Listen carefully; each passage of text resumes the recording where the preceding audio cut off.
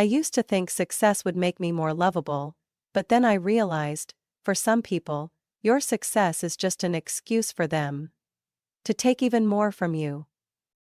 I never expected that the first phone call from my mother that day, the woman who had never once praised me, would be the start of an elaborate plan disguised as familial love.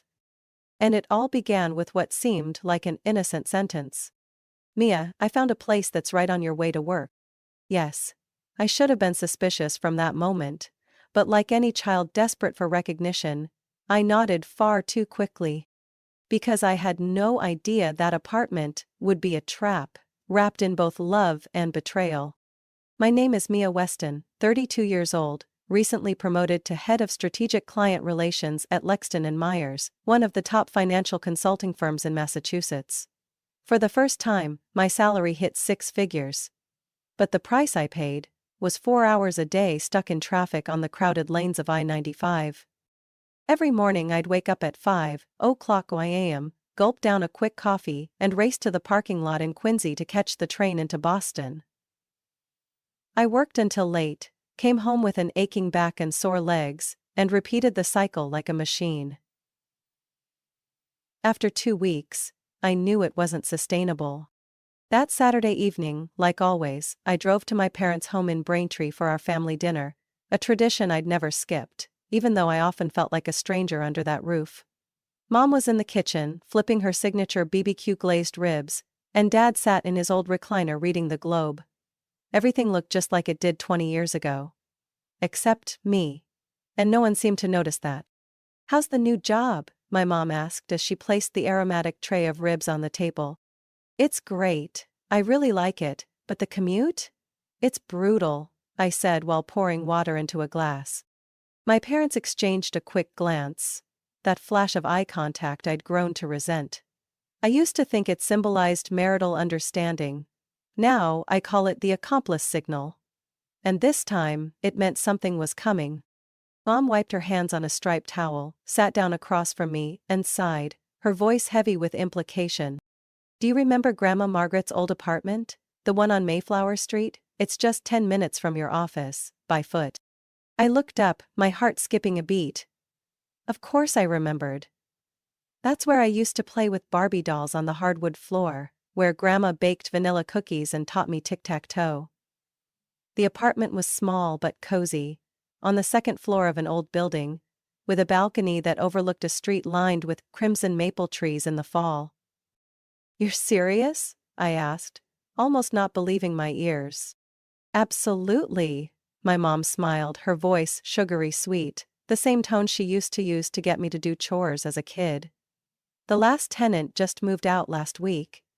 If you want it, I'll rent it to you. Way below market price, family discount." I hesitated briefly, then nodded eagerly, not negotiating a thing, because at that moment I thought she genuinely wanted to help me. Dad folded his newspaper, his voice laced with a hint of pride. "Well, that's settled then. Good timing. Oh, did you hear the news about your brother?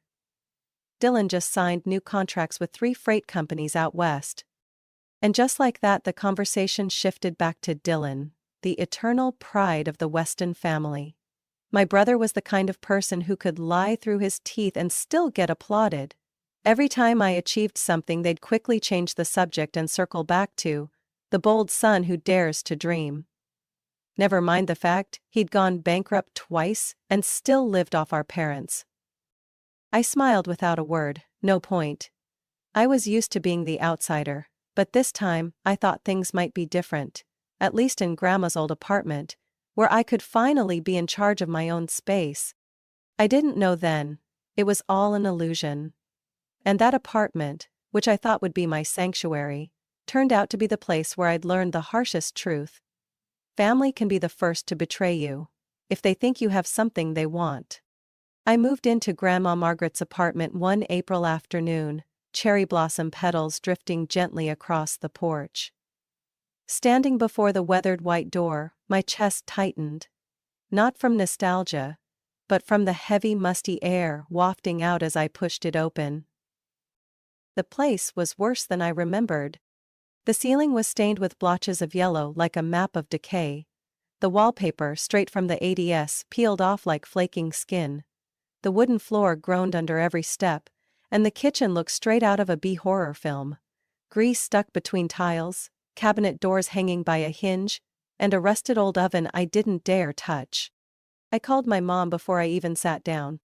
"Mom, this place..." I chose my words carefully. "I think it's going to need a lot of work." She just chuckled softly on the other end. "I told you the last tenant was a bit messy, but I'm sure you'll turn it into something wonderful. Just don't use those hideous neon colors like kids do these days." I gave a weak laugh. She didn't ask if I had the time, money, or energy to renovate the entire place, because in her eyes, I was the one who could tough it out. That night, I sat in the living room, back against a rickety wooden chair, and opened my laptop. I created a Pinterest mood board. Main palette, warm gray, soft beige, hints of navy blue. Just like me. Understated, organized, but with depth. I didn't hire help, no one offered. And honestly, I didn't want help from someone who'd just show up to take credit later. This would be my project. A place no one could enter without permission. Day by day, I lived a double life. By day, a project manager in a sleek Boston office. By night, a painter, plumber, and amateur tile specialist. First came the wallpaper removal. What I thought would take hours dragged into a week. Old glue so stubborn, I had to scrape it off inch by inch, like peeling away rotten history. Then came grouting. I learned from YouTube and probably cursed enough for my whole building to understand the process. It took me 2 months just to finish the rough work, and when I painted the final coat in the bedroom, a smoky blue softened by golden lamplight, I almost cried. Because this was mine. I ordered a pebble gray crate and barrel sofa I'd admired for over a year, a walnut dining table, cream linen chairs. In the living room I installed recessed bookshelves, measuring, drilling, mounting by myself. Every screw I drove into the wall felt like staking my claim in this world. Weekends were for treasure hunting at resale shops. Every lamp, mirror, and planter matched my original color scheme. Nothing flashy, nothing loud. Just thoughtful, deliberate beauty. 6 months passed like a steady rain, quiet but deep. On the final night before finishing, I sat on the couch, a glass of white wine in hand, soft yellow light glowing over the hand-woven rug. No more howling drafts, no more creaky boards. Just me and the silence I'd built. The next morning I invited my mom over. She stepped inside, eyes scanning every corner. I watched her fingers graze the new brass doorknob, her head tilt at the abstract painting in the kitchen.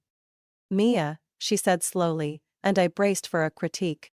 "But," she paused, looked up at me. Without her usual sharpness. "It's beautiful. I didn't think you could pull this off." My chest felt like something had sunk, not from emotion but from something else. Caution. I couldn't remember the last time my mom gave me a compliment. And it was hard to believe, this time was sincere. I smiled, hiding my doubt behind my eyes. I didn't think I could pull it off either, but clearly I did. Mom hugged me. A real hug. Not limp, not reluctant.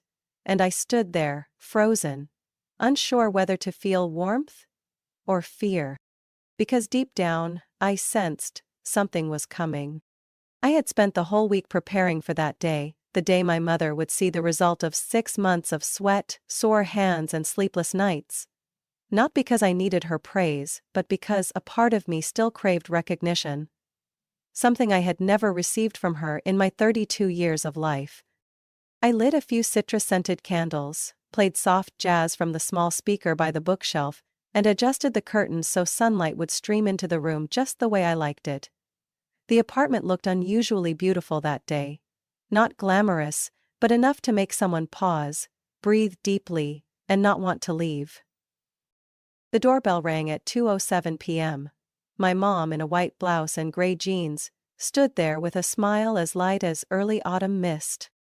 "Hi, sweetheart," she said, her voice softer than usual. I invited her in. She stepped in slowly, her eyes scanning every corner, like she was either evaluating or gathering intel. Somewhere along the way, whenever my mom looked at something I'd done, I always felt like I was being inspected, not appreciated. But this time felt different. She touched the surface of the new granite countertop, nodded when she entered the living room, ran her hand along the armrest of the sofa, paused in front of the painting I'd hung on the center wall. Right? Where the light hits best during the day. You did all of this by yourself? She asked, turning toward me. I nodded. Yes, I only hired someone to install the plumbing and wiring at the start. The rest, I did it all myself. She walked into the bedroom, sat on the edge of the bed, and ran a finger along the pillow seam. Then she stood up, turned to face me. For the first time in a long time, my mother was silent. Not the awkward kind of silence, but the kind where words aren't enough to fill the emotion. Mia, she said quietly, I'm proud of you. My heart skipped a beat. That phrase, so ordinary in millions of other families, hit me like a shock. Before I could respond, she stepped forward and hugged me. Not the ceremonial hug you give at a cousin's wedding. Not the half-hearted, let's get this over with hug. It had pressure, warmth and emotion. I froze for a few seconds, then slowly returned the embrace. Part of me wanted to believe this time it was real. You've turned this place into a real home, she whispered in my ear. I didn't know you had such good taste. I nearly laughed but held it back. Maybe that's how my mom expresses love. Awkward, flawed, but a rare form of acknowledgement. We sat and had tea in the living room for nearly an hour. She talked about memories of Grandma Margaret, the rosemary on the balcony, summer afternoons reading books. She didn't talk about me, but at least that day, she saw me. Not as the well-behaved daughter who doesn't cause trouble, but as a grown woman who knew exactly what she was doing. Before leaving, Mom turned to say, I'll tell your father about the apartment, he'll be surprised. I nodded, standing in the doorway, watching her silhouette fade down the stairs. Inside, a strange feeling rose. Not quite happiness, but something delicate like hope. Hope that maybe, just maybe, this time, my family would see me differently. But I was wrong. Very wrong. Because after that visit, everything began to shift. My mom never called back like she'd promised. My dad never mentioned Mia's beautiful apartment. Everything fell quiet. In an unusual way. 3 weeks later, when Dylan, my brother, filed for his third bankruptcy and moved back in with his wife, something strange began creeping in. And then, on a Wednesday evening as I came home from work, what I had sensed finally came knocking. I got the promotion news on a Monday morning, right as I took my first sip of coffee. An email from the project director popped up with a simple subject line. Congratulations, Mia. Strategic team lead. I thought I read it wrong, but no. It was my name. And below that, a nearly 18% raise, along with the authority to lead a 4-person team and manage our own quarterly budget. I sat in silence for a few minutes. Not out of shock, but because of something I hadn't felt in a long time. Belief in myself. For years I was used to being in the background, doing things right, doing them quietly, never making waves, never asking for more. But that day, I allowed myself to feel proud. That evening I brought the good news home, not just to share it, but because I wanted them to know I could be successful, even if I didn't open a business or pour money into vague ventures like Dylan always did. I walked into the old house in Braintree at 6:15 p.m. The air smelled of bacon and tomato sauce. The familiar scent of family dinner, my mom always preserved like a ritual. Dylan was on the couch, feet up on the coffee table, scrolling through his phone. His wife, Kelsey, still carried that smug air, wearing a brand new leather jacket, even though they were clearly freeloading. I've got good news, I said once we'd all sat down. Dad looked up from his plate of meatball pasta, and Mom paused mid-pour. I got promoted to team lead. I'll be heading the strategic division starting next week. No one reacted the way I hoped. Oh? Mom nodded slightly, then turned to Dad, her voice lowering. Did you hear about Dylan? He just lost 3 logistics contracts, big clients. Those competitors are ruthless. Before I could say anything, Dylan cut in. They're playing dirty, Mom, offering prices below market value. I can't compete with million-dollar backed firms. It's not fair, Kelsey added, frowning. My husband is hard-working and smart, but they keep crushing him. I put down my fork, not out of anger, but because I felt invisible. I had just shared something that could reshape my entire career, and they were more concerned about Dylan losing yet another opportunity to fail. I just found out this morning, I tried again. I'll have my own team, my own project authority and budget. I think it's a huge step forward. That's good, Mom said without looking at me. But you know, Dylan needs support right now. His business is his passion. The whole family needs to rally around him. I looked to Dad. He kept eating, silent. The air around me felt frozen.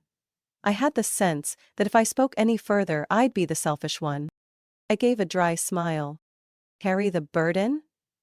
I'd been carrying it my whole life. But no one ever asked if my shoulders were tired. Kelsey raised an eyebrow. Dylan frowned. My mom let out a sigh, like I had just said something disappointing. You're starting again, Mia. Starting what? I looked her straight in the eye. Telling the truth? Or repeating what no one here wants to hear? Family is supposed to lift each other up, my dad said in his usual flat tone. You're always calculating, cold. But Dylan, he dares to act, to take risks. I let out a dry laugh. I take responsibility. That's different from being reckless and expecting others to clean up the mess. No one replied. I finished the rest of my meal in silence, a suffocating silence. Like I'd just broken a taboo. While clearing the table, I overheard my mom whispering to Kelsey in the hallway. If only Dylan could have Mia's apartment, so close to downtown, no rent to pay. They just need a bit of stability to start over. I froze on the steps. My apartment? My hand clenched around the mug handle. Maybe I misheard. Or maybe not. That night, I got home later than usual. I sat alone in my living room. Warm lights, a half-filled glass of white wine. Everything was still peaceful, still intact, just as I had built it. But deep down, I knew I had just crossed an invisible line. Because if my mother was already talking about it, she wouldn't stop. And me. I wouldn't let anyone take away the one thing I had fought to reclaim with my own hands. I knew this was coming. Not because I'm a prophet, but because I've lived long enough to understand. For Dylan, failure is never the end. It's just a short layover before returning to his favorite starting point. And that point is our parents' house. Dylan Express, his delivery company, lasted only 3 more months after the dinner where I shared my promotion news. A major corporation from Texas entered the Massachusetts market, bringing in cheap rates, same-day delivery, professional tracking apps. All things Dylan didn't have, never had, and never would. I heard the news from my cousin Rachel during lunch with coworkers. Mia, did you hear? Dylan's bankrupt again. Aunt Linda is clearing a room for him and his wife to move back in. I put my fork down. Not surprised, not angry. Just cold. I didn't wait for a call from my mom. I knew she wouldn't bother. She'd just act. And sure enough, a few days later, when I went home to grab some old boxes from the garage, my childhood room, the only safe corner I ever had in that house, had a new lock on the door. I stood in the hallway, leaning against a wall plastered with Dylan and Kelsey's wedding photos, listening to laughter from behind what used to be my door. My mom stepped out from the kitchen, wiping her hands on an apron, forcing a smile. Oh, Mia. You're back? Dylan and Kelsey just moved in. Just temporarily, they need time to get back on their feet. I looked at her. Not with anger. Just emptiness. And my room? You don't live here anymore. That room was empty. She said it lightly. Besides, your apartment now is much nicer. I wanted to laugh, but my throat tightened. As I walked out the door, I didn't look back. I only caught Kelsey's voice, drifting from the room. Mia's apartment really is beautiful. So close to the city, upscale interior. Just pack a bag and move in. And I knew a storm was coming. 2 weeks later, I returned again at my mother's invitation for another family dinner. I hesitated, but didn't want to seem distant or cold. I picked a simple blue dress, not flashy, but just enough to remind them I wasn't the same Mia they remembered. I stepped inside, and the cold hit me even with the heater on. Dylan lounged on the couch like he owned the place.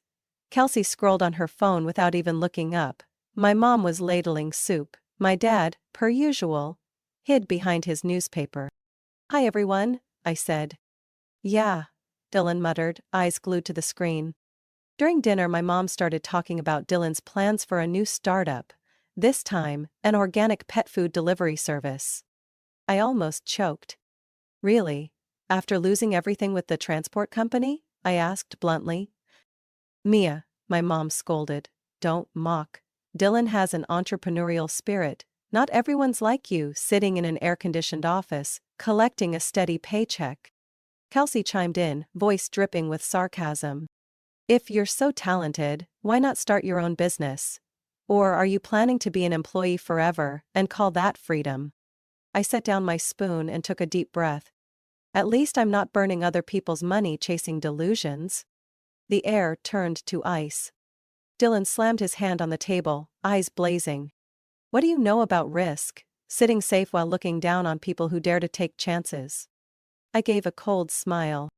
"You mean taking chances? With Mom and Dad's money?" For the first time that night, Dad spoke up, his voice sharp. "Enough. This is our home, not a place to tear each other down. Mia, if you can't say anything nice, then don't speak at all." I stood up, heart numb. But before I left, I turned to my mom. "If you're planning to make my life Dylan's safety net again, just know one thing. This time, I won't stay quiet." She didn't respond, but in her eyes, I didn't see guilt. I saw calculation. Driving home, I glanced at the rearview mirror. The city lights glowed behind me. My apartment waited ahead, quiet, clean, untouched. But I knew. If they had already taken over my childhood room, what they were after next wouldn't just be memories. I got home on a Wednesday evening, exhausted after back-to-back meetings. My mind had one mission: reheat leftover lasagna, queue up the latest episode of Gracefield Heights, and collapse into my favorite armchair. But when the elevator doors opened on the 6th floor, I froze. My apartment door was open. I walked closer, one step at a time. Laughter echoed inside. Dylan's voice. Then my mom's. And faintly, Kelsey's. My heart pounded. I pushed the door open, and what I saw made my blood rush to my head. Dylan stood in the middle of the living room, arms crossed like he was evaluating a model home. Kelsey sat with her legs crossed on the sofa, running her hand across the cushion like a seasoned homebuyer. My mom stood near the balcony, nodding in approval as she looked at the lavender plant I had grown myself. "What are you doing here?" I asked, each word tight and sharp. My mom turned around, showing no hint of surprise. "Oh, you're home? I was just showing Dylan and Kelsey the apartment." "What's the big deal? I'm still the property owner." I froze.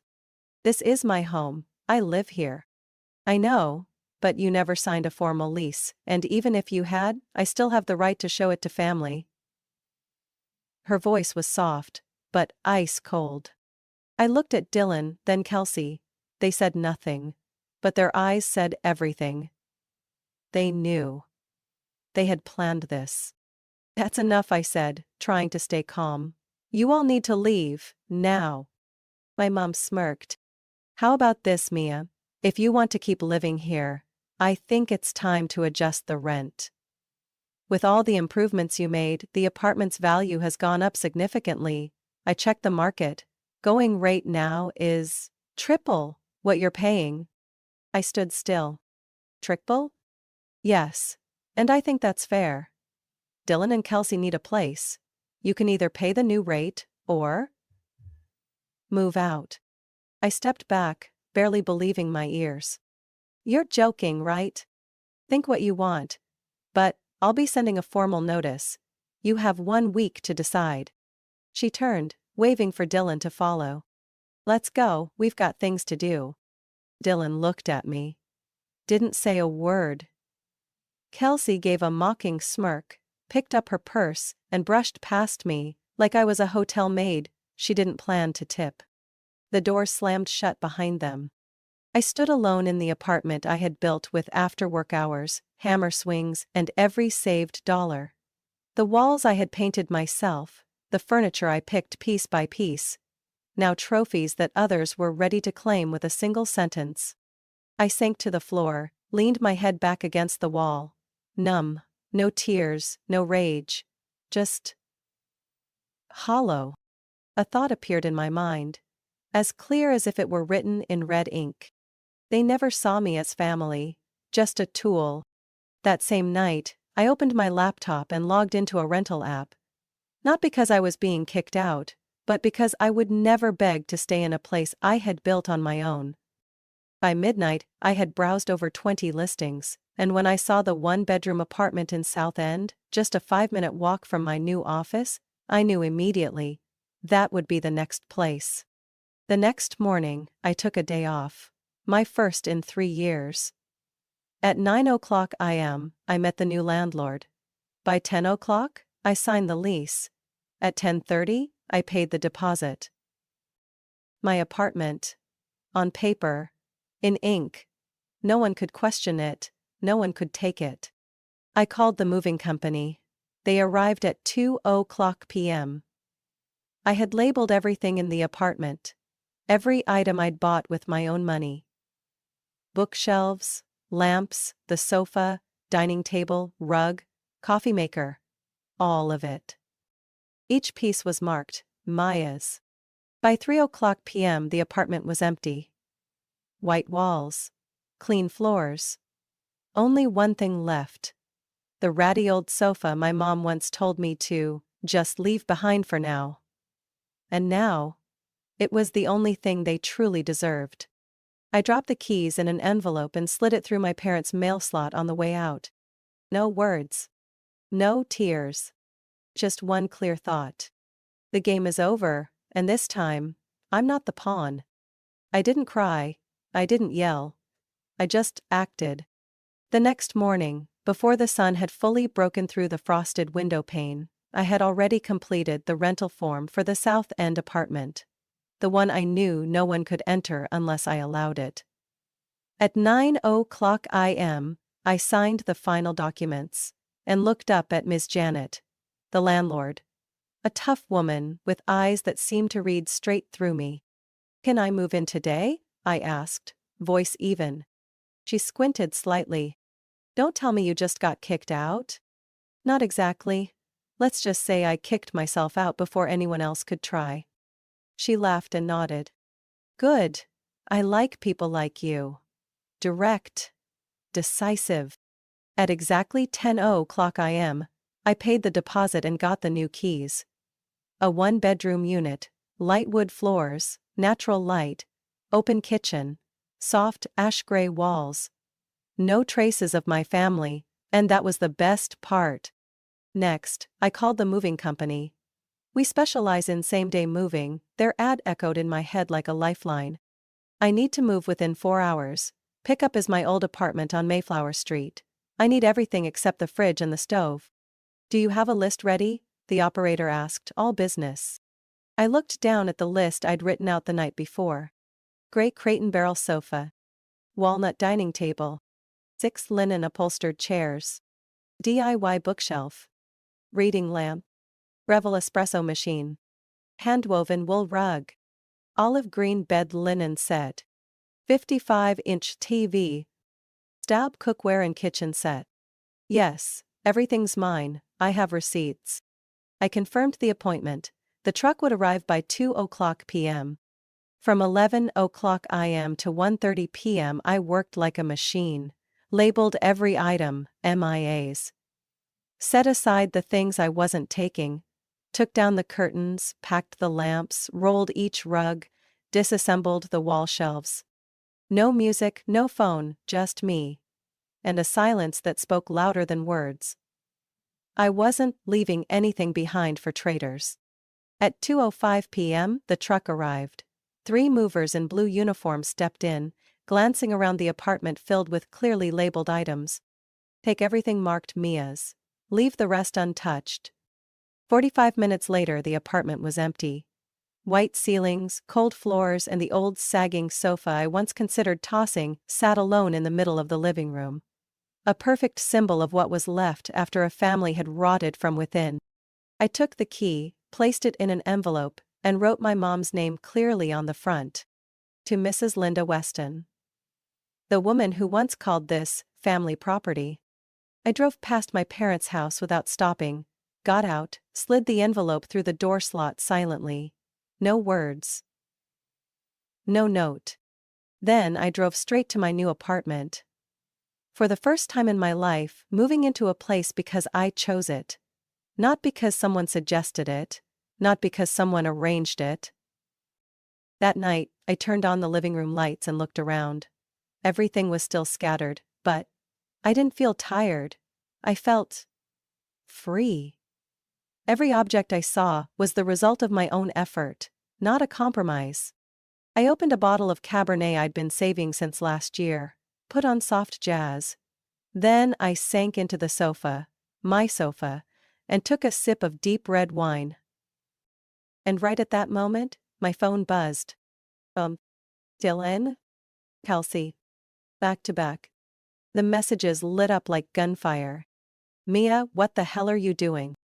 The apartment's empty, everything's gone. Stop being so selfish, Dylan doesn't even have a bed. I thought you were a better person than this. I stared at the screen, glowing bright. Not one apology. Not a single explanation. Just blame. From the same people who tried to kick me out of the home I built. I hit mute all, then I blocked each one. But Dylan. Kelsey. Dad. I deleted the family group chat. Removed them from my contacts. Each name, each memory. Like pulling splinters from my skin. I didn't feel guilty. I just felt at peace. I knew a phone call would come eventually. But I didn't expect it at 7:00 a.m., just as I was finishing my first cup of coffee in the new kitchen. The only place untouched by guilt and grief. The screen lit up. Mom, Linda Weston. I let it ring 3 times, then answered. Her voice came instantly, no greeting, no hesitation. Mia, what are you trying to pull? I took a sip of coffee, keeping my voice even. What are you talking about? Don't play dumb. The apartment's empty. You took everything, the dining set, the living room rug. Dylan and Kelsey have nothing. I pressed my lips together, firm. I only took what I bought. Every single item in that apartment was paid for, built, and arranged by me. Would you like to see the receipts? Silence. Then her tone changed, no longer angry but cold, razor sharp. That apartment is still mine. And you still have responsibilities. What responsibilities? I set my cup down. Rent. I'm still paying off Dylan's loan, and now he has no income. If you can't cover the full amount, the least you can do is split it. I laughed, not bitterly, just finally. Let me get this straight, I said slowly. You, Dylan and his wife, barged into my home and basically demanded to take it back. Then you tripled the rent and forced me to leave. And now, you want me to pay rent so they can live there for free. Family supports each other in hard times. You know we still owe the bank. Dylan is rebuilding. What about me? I cut in, voice rising. Have you ever cared how I live, what I eat? If I'm okay, if I'm tired? When I got promoted, what did you say? Nothing. Not one word of praise. But when Dylan fails, everyone rushes to save him. You save him so hard, you threw me out of the house. Mia, don't exaggerate. I'm not. I'm being exact. I'm the one who fixed up that apartment. I painted the walls. I bought every piece of furniture. And the moment it was beautiful, you decided to hand it to Dylan like it was a reward for failing? I heard her exhale sharply, like she might hang up. But instead her voice came back, frosty, like January air. I'm truly disappointed in you. I closed my eyes, then opened them. The words I spoke next didn't shake. I no longer hoped to be understood. I just wanted clarity. So am I. I'm disappointed that I spent so many years waiting for something that never came.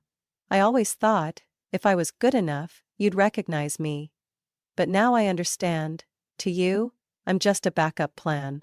A walking wallet. A free renovation crew. You're going too far. No. I'm finally waking up. A heavy pause, then. She whispered bitterly. Then, consider me no longer your mother. I nodded, even though she couldn't see. Fine. Because I've never really had one. I hung up, no hesitation, no turning back. Then I opened my contacts. Blocked her number. Then Dylan's. Kelsey's. Dad's too. Deleted them from every app, every group chat. I set the phone down, stood up, walked onto the balcony, and took a deep breath. The morning breeze touched my face like a silent pat on the back. It's done. I returned to the dining table and picked up my brown leather notebook. The only thing my grandmother left me before she passed. I opened to the first page, and wrote in blue ink. Starting today, I begin again. With no owed loyalty, no need for approval. I live. Because I am worth it. I know my family won't stop. There will be gossip, screenshots, relatives trying to shame me, but this time, I don't care. Because, finally, I did something I hadn't dared to do in 32 years. I chose myself. 1 week after my last phone call with my mother, I realized something clearer than ever. Silence isn't emptiness, it's space to heal. No more texts saying, "Come home for dinner." No more 9:00 p.m. calls just to ask if my salary had increased this month. No more sugar-coated words hiding sharp blades. And no more family, at least not in the way they used to chain it around my neck like a quiet leash. I began learning how to live again, from scratch. Each morning I brewed coffee, played lo-fi music, and wrote out my plans in a new notebook. No one criticized me for being too meticulous. No one mocked me for living like a robot. I made my own breakfast. Eggs Benedict, a dish I never dared to try before. At lunch I left the office on time. I no longer stayed late just to prove I was responsible. Because now I knew. No one loves you for sacrificing your life to please them. I signed up for a cooking class on Tuesday nights. The instructor's name was Olivia, with wild curly hair and a lullaby voice, but the way she held a knife made the room hold its breath. My first attempt at risotto burned and stuck to the pan.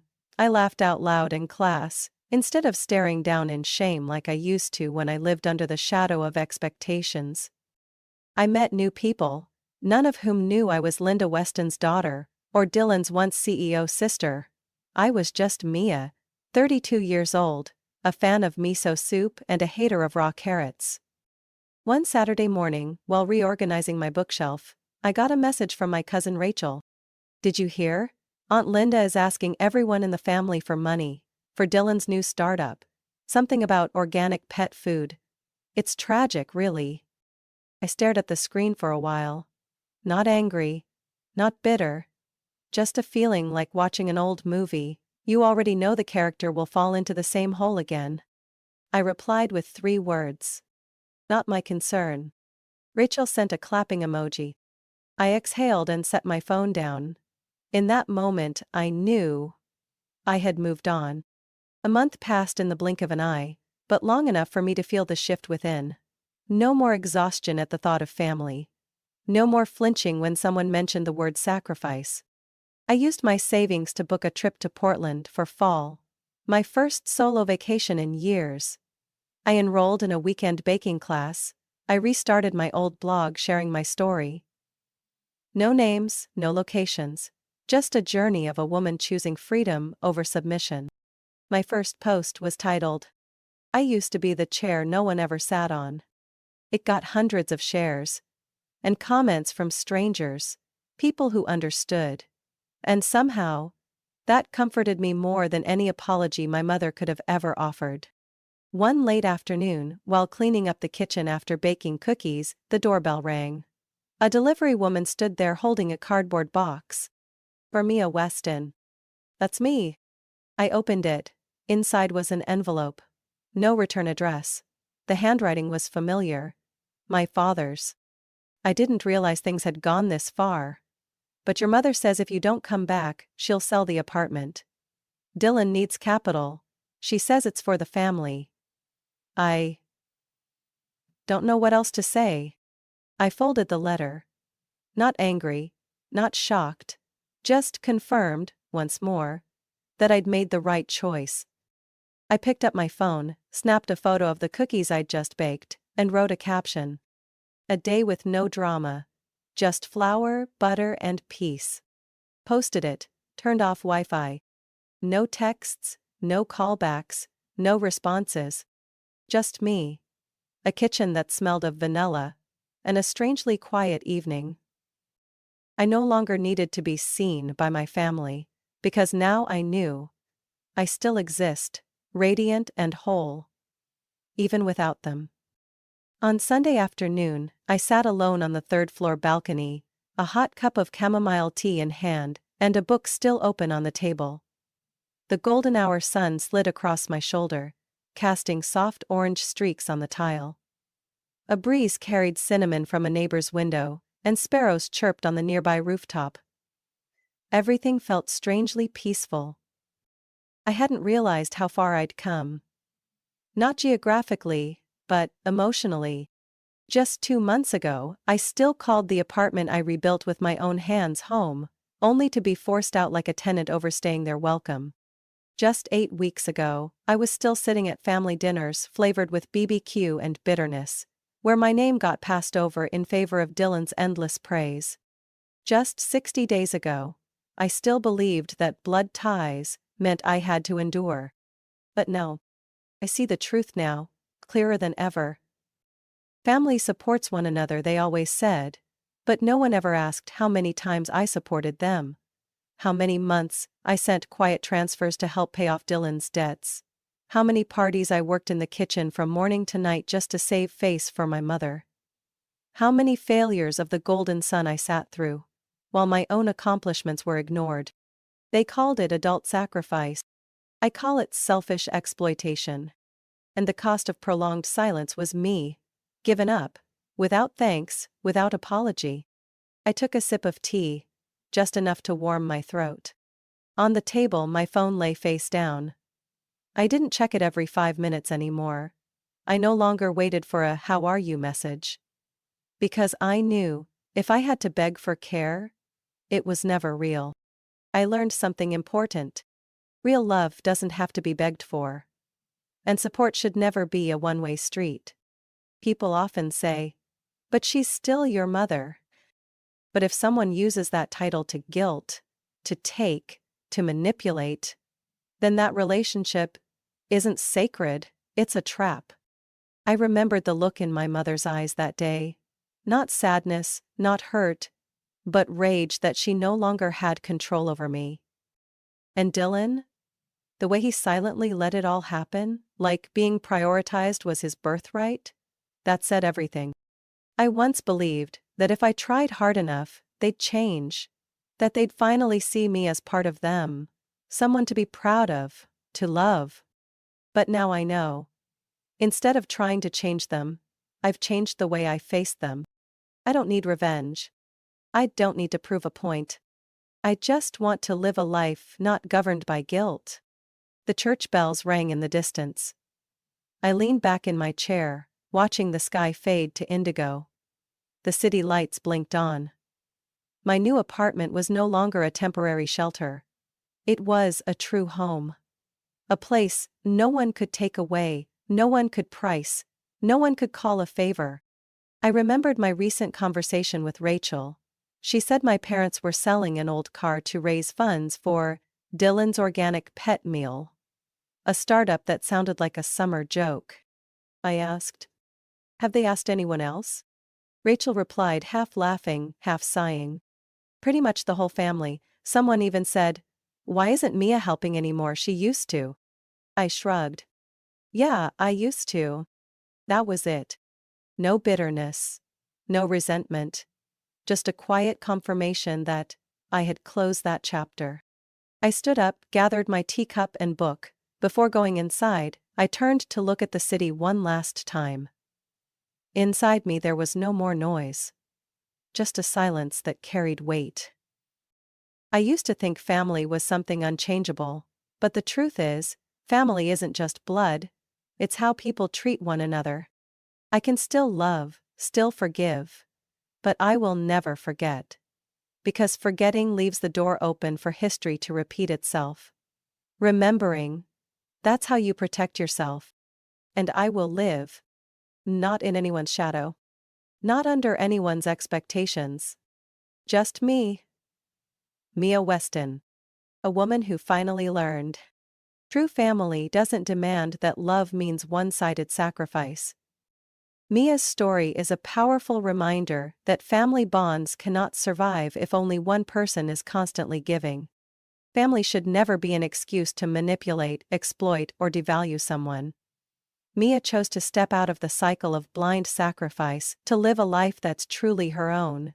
Free, peaceful, and full of self-respect. Sometimes, growth begins the moment we dare to say enough, even to those we love most. What do you think about Mia's decision? Would you have done the same if you were in her shoes? Share your thoughts in the comments below, and don't forget to follow the channel for more moving, thought-provoking stories about family and self-worth.